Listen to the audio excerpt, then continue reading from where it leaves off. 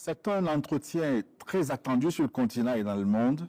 Depuis le palais de Kourouba à Ouagadougou, Niwo TV donne la parole au capitaine qui redistribue les cartes géopolitiques en Afrique de l'Ouest, alors que la Confédération des États du Sahel se consolide avec le soutien discret mais stratégique des pays frères comme le Togo.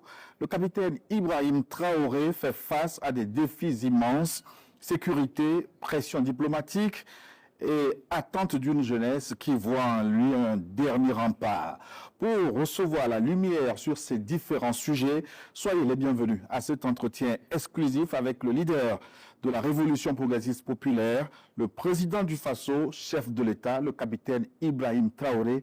Entretien avec des confrères du Burkina, d'Afrique et du monde.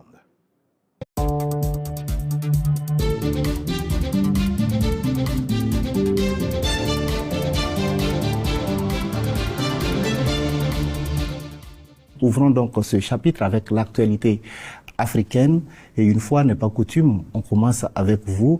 Alors, Madame Yousra, alors, votre première question adressée au chef de l'État. Monsieur le Président, quelle est la vision de votre pays? La vision globale du Burkina, vous voulez dire? Alors, merci et soyez les bienvenus.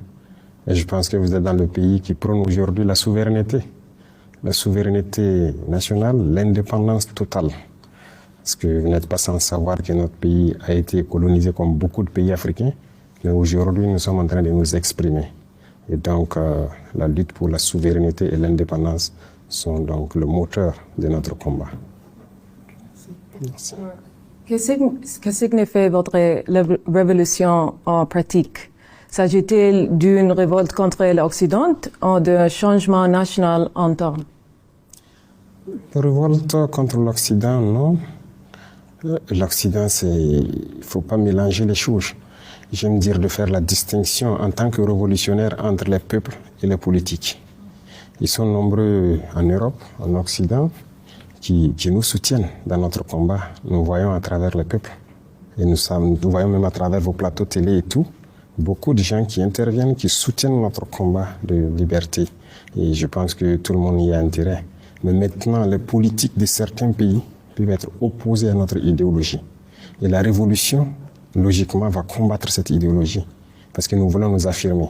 Et il y en a qui ne veulent pas qu'on s'affirme, qui veulent nous maintenir dans l'esclavage, dans l'aliénation. Non, la révolution combat cela. Donc voilà un peu notre ligne de conduite. Voilà. Oui, alors, Monsieur Bourbeau. Bonjour, camarade président. Bonjour.